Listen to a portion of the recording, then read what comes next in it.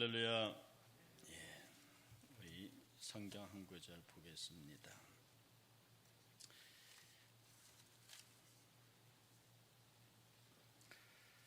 히브리서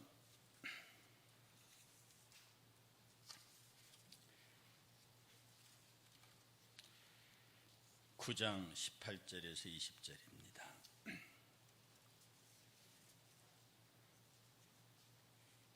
히브리서 9장 18절에서 20절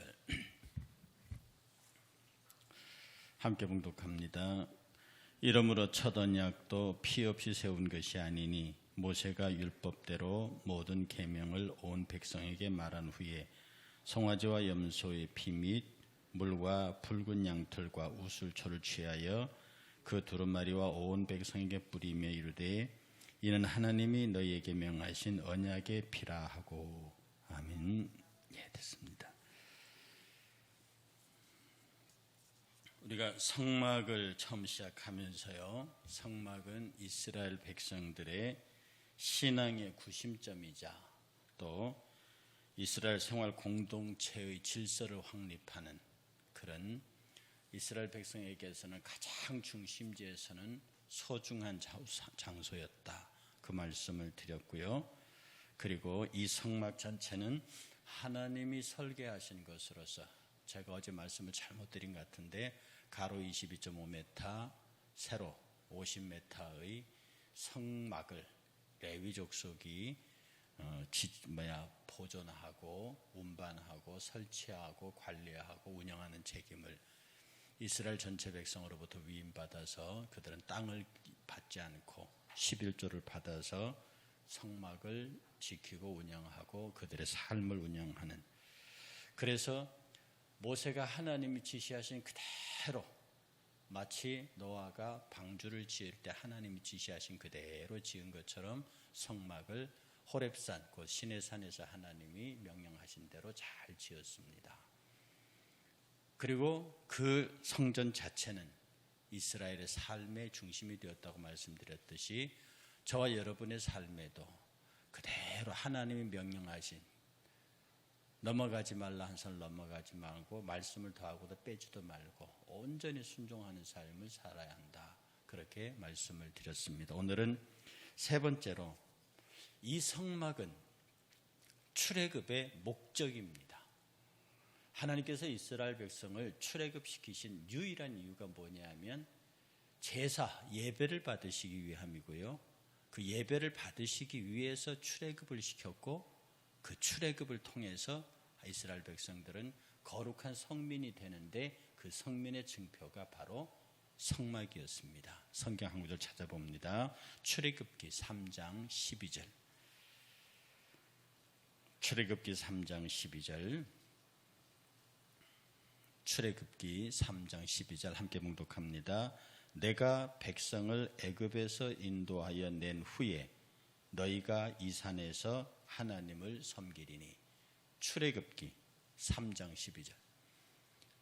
하나님께서 이스라엘 백성들을 불러낸 이유는 바로 이 산 호렙산에서 너희들이 나를 예배하기 위해서 그렇다. 그리고 실제로 호렙산에서 모세가 6번이나 오르내리면서 하나님으로부터 십계명과 성막에 관한 율례를 받았습니다.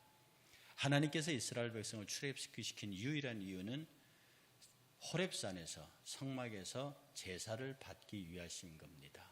이것은 우리에게 대단한 의미를 갖고 있는 건데요, 저와 여러분들을 세상으로부터 구원하신 이유가 예배받기 위해서, 성막에서 예배받기 위해서, 주의 거룩한 성전에서 예배받기 위해서 우리를 불러내셨습니다. 그 전체가 하나님의 언약 가운데서 불러내신 거예요. 그래서 레위기 7장 38절 보면요, 레위기 7장 38절 여호와께서 시내 광야에서 이스라엘 자손에게 그 예물을 여호와께 드리라 명하신 날에 시내 산에서 이와 같이 모세가 명령하였더라. 모세에게 명령하였더라.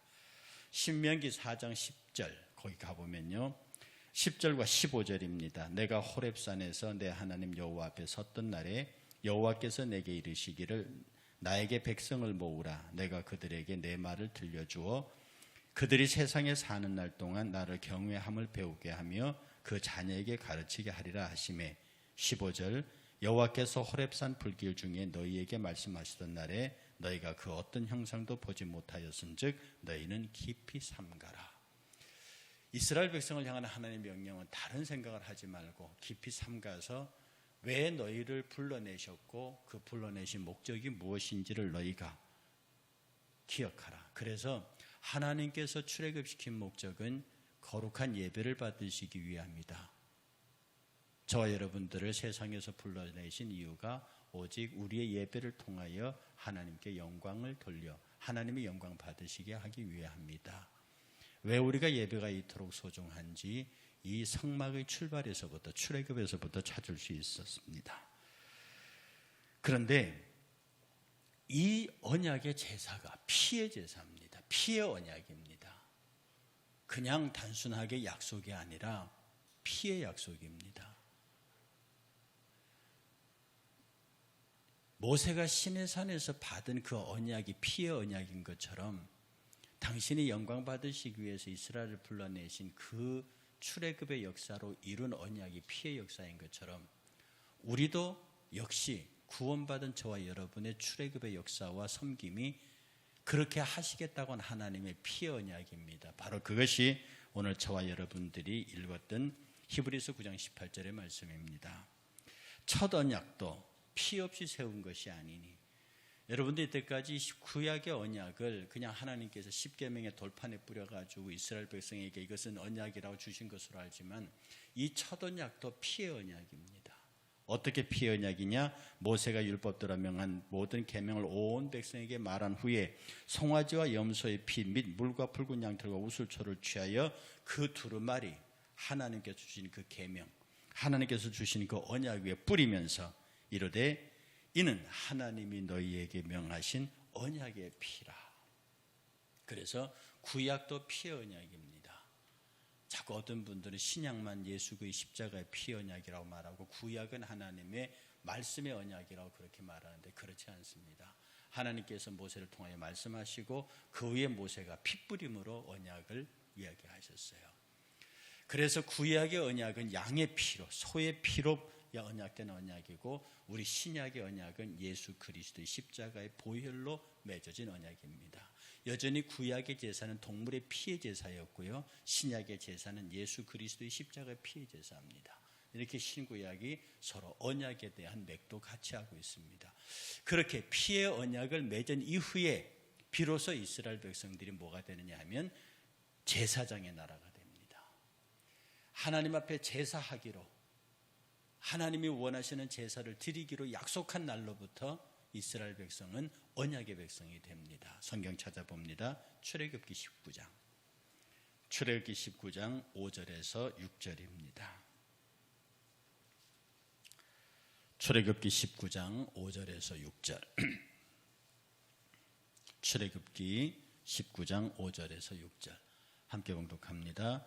세계가 다 내게 속하였나니 너희가 내 말을 잘 듣고 내 언약을 지키면 너희는 모든 민족 중에서 내 소유가 되겠고 너희가 내게 대하여 제사장의 나라가 되며 거룩한 백성이 되리라. 너는 이 말을 이스라엘 자손에게 전할지니라. 하나님 앞에 언약의 백성이 핏부림의 언약의 백성이 된 그 사람들, 하나님 앞에 예배하고 성소를 찾는 그 사람들, 그 백성들이 제사장의 나라가 되고 또한 거룩한 백성이 되겠다. 너희가 거룩한 백성이냐 제사장의 나라가 아니냐는 것은 너희가 언약의 백성에 속하였느냐, 즉 하나님 앞에 나와 예배하는 백성이 되었느냐라고 하는. 그래서 시편 기자는 이것을 시로 노래했는데요. 시편 50편 5절입니다. 한번 찾아보시죠. 시편 50편 5절. 시편 50편 5절. 나의 성도를 내 앞에 모으라. 곧 제사로 나와 언약한 자니라. 시편 50편 5절. 나의 성도를 내 앞에 모으라. 곧 제사로 나와 언약한 자니라. 지금 우리가 하나님 앞에 언약의 백성입니다. 거룩한 백성입니다. 제사장의 나라가 됐습니다. 딱 하나의 이유입니다. 예배하는 자입니다. 지금 성막 예배를 얘기하고 있습니다. 하나님이 지으신, 율례대로 지으신 성막, 거기에 나와서 예배할 수 있는 선택된 사람, 피의 언약의 당사자가 되는 사람이고요. 그가 피의 언약에 기초하여 예배할 때 그 나라가 거룩한 하나님의 나라가, 제사장의 나라가 되고, 그 백성들이 거룩한 백성이 되고, 그리고 그 사람은 제사로 하나님과 언약한 사람이 됩니다. 그러니 우리가 하나님 앞에 거룩한 예배로 나오는 것이 얼마나 소중한 일인지요. 이스라엘은 5번의 5대 제사를 드립니다. 그들은 절기를 따라 제사를 지니고 모일 때마다 제사를 드렸습니다. 처소를 옮길 때마다 제사를 드렸고요. 새로운 일을 시작할 때마다 제사를 드렸고, 그들의 삶의 모든 곳에서 모든 것의 출발은 제사였고 마지막 귀결도 제사였습니다. 이게 전부 우리에게서 지금 여러분의 삶에 그대로 적용되고 있는 겁니다. 우리는 모이기를 패하는 그 어떤 자들의 습관 같이 하지 않고 날마다 모이기를 힘씁니다. 시작할 때 제사 예배하고 끝날 때 제사하고, 모든 것의 새로움을 계획할 때 하나님 앞에 예배하고 시작하고, 일체 우리의 모든 삶이 다 예배로부터 시작해서 예배로 끝나는 것이 교회 공동체의 최고의 목적이 예배에 있다는 것입니다. 이렇게 하나님 앞에 예배하고 하나님 앞에 나아갈 때 여기 예배로부터 출발한 사람들이 세상에 나가서 세상에서 하나님의 영광을 위해서 사는 사람, 이게 예배의 삶입니다. 제가 늘 말씀드렸죠. 예배는 좁은 의미의 예배와 넓은 의미의 예배가 있다. 좁은 의미의 예배는 제의적 예배다. 교회에 나와서 목회자들과 더불어 하나님의 말씀을 듣고 찬양하고 기도하고 하는 이런 찬양과 기도와 말씀과 주의 만찬이 있는 이런 제의적 의미의 예배가 있고, 이 예배를 드린 사람만이 밖에 나가서 삶으로서의 예배, 어차피 제의적 예배든 넓은 의미의 예배든 생활로서의 예배든 목적은 하나님께 영광이니까, 목적은 하나님께 영광이니까 이렇게 모여서 하나님께 영광을 드리고 밖에 나가서 삶으로 하나님께 영광을 드리는 것, 이것이 바로 제사장의 나라, 거룩한 백성, 하나님과 언약의 피의 언약을 맺은 사람, 이 사람만들이 가지고 있는 독특한 특권이라고는 하지만 정말로 독특한 축복이요, 세상 사람들이 감히 알 수도 없는, 저것들이 왜 저렇게 예수를 교회에 가서 예배하는지를 모르겠다, 그들은 모를 수밖에 없는 신비의 언약이요, 바로 이것이 저와 여러분들에게 주시는 성막 제사에 감춰진 비밀입니다. 마태복음 26장 28절은 이렇게 말합니다. 마태복음 26장 28절, 이것은 곧 죄사함을 얻게 하려고 많은 사람을 위하여 흘리는 바 나의 피 곧 언약의 피니라. 우리가 주의 만찬할 때 많이 읽는 말씀이죠. 우리가 이 거룩한 주의 만찬의 피에 참여함으로 우리도 제사장의 나라가 되었고 언약의 백성, 거룩한 백성이 되었습니다. 그래서 우리가 늘 주님 앞에 나와 예배할 때마다 피의 거룩한 제사를 드리는, 우리 거룩한 주의 만찬의 예배를 통해서 우리가 하나님 앞에 언약에 참여한 백성임을 매주일 고백하는 거죠. 그리고 히브리서 10장 29절을 봅니다. 히브리서 10장 29절입니다. 히브리서 10장 29절, 하물며 하나님의 아들을 짓밟고 자기를 거룩하게 한 언약의 피를 부정한 것으로 여기고 은혜의 성령을 욕되게 하는 자가 당연히 받을 형벌은 얼마나 더 무겁겠느냐 너희는 생각하라. 하나님 앞에 드리는 예배, 하나님 앞에 드리는 예배를 가볍고 업수히 여기는 사람들, 드려도 되고 안 드려도 되는 것으로 하나님의 예배를 인간의 손으로 마음대로 얘기할 수 있는 사람들, 제가 여러분에게 늘 말씀드렸듯이 예배는 하나님께서 요구하신 것입니다. 그리고 예배의 방법과 예배의 절차와 예배의 내용과 예배의 제물과 예배에서 행할 것들에 대해서 전부 하나님이 제정하셨습니다. 하나도 인간이 제정한 것이 없습니다. 예배를 드리도록 허락한 것도 하나님이요, 예배를 폐하도록 명하는 것도 하나님입니다. 우리는 그 하나님의 거룩한 명령의 그 언약에 참여하는 자들입니다. 하나님께서 너희는 이렇게 예배하라, 우리를 거룩하게 구별하시고 언약의 백성으로 만드시고 제사장의 나라로 만들어서 너희에게, 왜? 이 예배가 축복의 통로니까, 축복의 통로니까 내가 너희들에게 축복의 통로를 열겠다. 참여하라. 이것이 예배입니다. 이 예배의 전적인 주권이 하나님에게 있고 거기에서 우리는 받아들여서 그대로 순종할 의무가 있는데, 최근에 코로나 사태로 인한, 저는 세상을 탓하지 않습니다. 세상을 탓하지 않습니다. 교회 안에서 예배가 무엇인지 아는 교회의 지도자들이 오늘 이 히브리서 10장 29절 말씀 한 절만으로도 감히 예배를 함부로 인간 편에서 이렇게 저렇게 할 수 있는 내용이 아니고, 이 말씀에 대한 진지한 고민도 없이, 제가 이 고민이라 하는 것은 세상이 제발 좀 방역에 협조해 달라고 하는 그 주장이 옳기 때문에, 그게 틀렸다고 할 수는 없는 거거든요. 뭐 정치가들이 무슨 의도를 가지고 교회를 핍박하고 그것은 관로 바뀌고, 정말 보건 전문가들이 교회가 집단 발생의 위험이 되니 정말 협조해 달라고 하는 그 주장이 너무 옳기 때문에, 그래도 우리는 히브리서의 본문의 말씀처럼 이것은 인간 편에서 어떻게 할 수 있는 것이 아니라서 여기에 대한 진지한 신학적인 고민과 목회적인 고민이 있은 다음에 답변이 나와야 하는데, 마치 교회를 사회의 NGO처럼 생각해버리는 현상으로 제가 두려울 정도로 하나님의 진노를 영적 피부로 느낄 수 있었다는 것입니다. 그래서 하나님께서 이스라엘과 피로 언약을 맺은 관계는 이후에 제사를 통해서 계속 지속됐고요. 그리고 그것이 우리의 예배로까지 그대로 예수 그리스도의 십자가 보혈로 연결되어 있습니다. 하나님께서는요, 당신이 택하신 처소에서 택하신 내용대로, 하여튼 당신이 장소와 내용과 진행 방법과 이런 것들을 일체 당신이 지정하셨습니다. 거기에 관한 것은 신명기 12장에 보면 잘 나타나 있습니다. 제가 신약에 너무 몰두하다 보니까 구약을 놓친 부분이 굉장히 많았어요. 그런데 올해 전체를, 지금 성막 시작해서 5대 제사까지 가면 아마 올해 말 새벽기도까지 갈 겁니다. 저는 이 작년에 한 6개월 동안 이 일을 준비하면서요, 정말로 구약이 얼마나 소중한지, 구약은 더 이상 우리를 지배하는 법은 아니지만 그 구약이 예수 그리스도의 보혈을 통해서 신약으로 넘어왔을 때 신약이 해석하는 구약은 너무도 아름답고 찬란했습니다. 그래서 제가 여러분에게 막 예배를 강요하기 위해서 그런 것이 아니라 신명기와 레위기와 출애굽기를 들여다보면 볼수록 하나님께서 예배라고 하는, 즉 집단적 예배라는 것을 통해서 주실 축복의 통로가 너무너무 어마하던, 왜 이스라엘 백성들이 구약이 끝난 예수를 십자가에 못 박은 이후에도 우리가 볼 때 부러울 정도로 그들 유대 민족의 단결을 유지하고 가고 있느냐?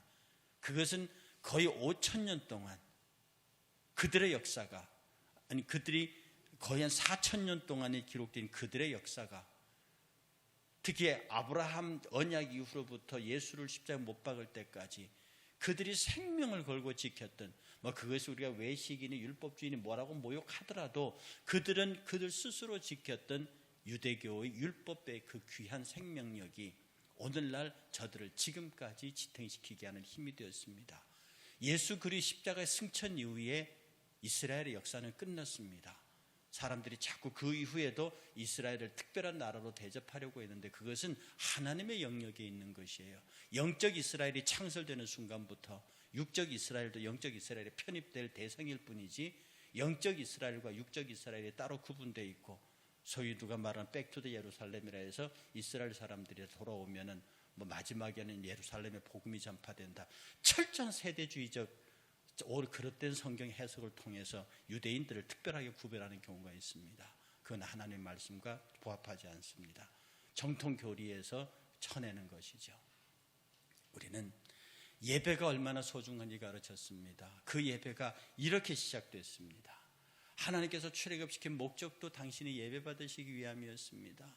예배의 장소를 딱 지적하셨습니다. 예배의 내용, 절차, 제물, 제구에 이르기까지 하나도 빼지 않고 이루셨습니다. 분명히 알 것은 예배는 하나님 편에서 정하시는 겁니다. 하나님 편에서 모든 것을 주관하시는 겁니다. 우리는 오직 그가 정하신 절차와 제물의 내용을 가지고 축복을 위해서, 그 하나님의 복주심의 통로를 위해서 그 앞에 나아가는 겁니다. 이스라엘 백성들이 그렇게 하면 하나님 앞에 복과 은혜를 누렸고, 그 예배를 온전히 하지 못하면 이방의 공격을 받았습니다. 여러분, 저기 마지막에 말라기에 가면요, 이렇게 말합니다. 너희의 예배를 집어치워라. 너희들의 제사가 역겹다. 막 그렇게 말씀하시거든요. 왜 말라기에 가서 그렇게 말씀하십니까? 여러분, 나중에 말라기 얘기합니다. 말라기에 가면요, 제물을 얼마나 좋은 걸 바치는지요. 그런데 이 사람들이 제물을 좋은 걸 바칠 때 하나님께서는 젖먹고 흠없고 티 없는 걸 바치라고 그랬거든요. 그런 거 안 따집니다. 그냥 아무거나 갖다가 바치는 거예요. 많이 바쳐요. 아무거나 갖다가. 이방 신들은 그걸 받습니다. 그런데 하나님 그거 안 된다고 그랬거든요. 그러니까 하나님께서 보시기에 이스라엘 백성들이 자기 마음대로 제물을 갖다 드리고, 자기 마음대로 막 이곳에서 예배하고 저쪽 산당에 가서 예배하고 자기 마음대로 예배한단 말입니다. 그러니까 자기 마음대로 많은 곳에 가서 아무거나 가지고 예배하는 것, 그러니까 인간 중심의 예배 드리니까 그런 거 집어치우라는 겁니다. 그리고 말씀하시기를, 왜 말라기에서 11조 얘기를 하시냐면 이스라엘 백성이 드리는 예물도 엉망진창으로 드리는 거거든요. 그러니 하나님께서는 내가 너희의 신앙의 회복을 뭘로 보느냐? 예배의 회복과 11조 회복으로 보겠다. 그렇게 해서 말라기에서 11조 약속을 하시는 거예요. 내가 11조를 통해서 너에게 축복 하나하나 보라, 그 말씀을 왜 하시느냐 하면 이스라엘 백성들이 11조를 포함해서 헌금을 자기 마음대로 하거든요. 막 자기 생각으로 11조 드리고 자기 마음대로 드리는 예물도 하나님이 정하신 법이 있는데 그거 따라 안 하고 자기 마음대로 하니까 이 하나님께서 너희의 헌신의 온전한 상표인 11조가 내 앞에 온전한 11조가 되게 해라. 그러면 내가 복을 주는지 안 주는지 시험해 봐라. 그리고 너희들이 막 무슨 많은 재물 가져와서 내가 정하지도 않은 그런 재물들을 막 엄청나게 갖다 대 다 집어치우라. 그건 나하고 상관이 없다. 오히려 그것이 너에게 재앙이 된다. 이렇게 말하는 거예요. 이스라엘 백성들의 예배가 무너질 때 하나님은 이스라엘 백성으로부터 등을 돌리셨습니다. 오늘 저와 여러분들의 삶이 예배가 무너지면, 왜 비대면 예배를 제가 이렇게 마음으로 슬퍼하느냐 하면, 힘들어하느냐 하면, 그것이 바로 우리의 신앙이 무너져가는, 우리 스스로 그것을 무너뜨리는 그런 모습들이기 때문입니다. 어떻게든 하나님 앞에서 우리가 분명히 믿는 것은 예배는 하나님께서 영광 받으시기 위하여, 근데 하나님이 영광 받으신다는 말은, 하나님이 예배를 받으신다는 말은 그의 피조물을 복 주신다는 말과 일치합니다. 아십니까? 예배는, 하나님께 예배는 피조물에 대한 복입니다. 이건 같은 동의어입니다. 사람들은 자꾸 예배를 의무로 생각하고 예배를 권리라고 생각합니다. 제가 어떤 분 목사님하고 토론하다가 예배는 성도의 권리입니다 할 적에, 목사님 그 말씀하시는 의도는 이해하겠는데요, 절대로 성도들에게 그렇게 가르치지 마세요.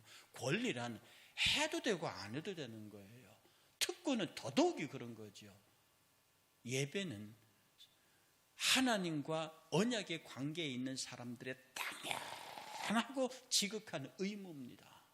거룩한 의무입니다. 언약이니까, 약속이니까 지켜야 한다. 그런데 그 약속을 지키면 엄청난 하늘로부터의 복이 그 제사를 통해서 온단 말입니다. 다시 말씀드립니다. 하나님과 언약의 백성들의 축복의 통로는 예배밖에 없습니다. 교회가 가르치는 축복의 통로는 예수 그리스도의 십자가의 보혈로 말미암는 예배 위에는 없습니다. 그러므로 성도들에게 비대면 예배를 통해서 예배의 내적 질서를 무너뜨리는 것은 그 성도를 향하여 가는 하나님의 내밀한 축복의 통로를 부수거나 가로막는 겁니다.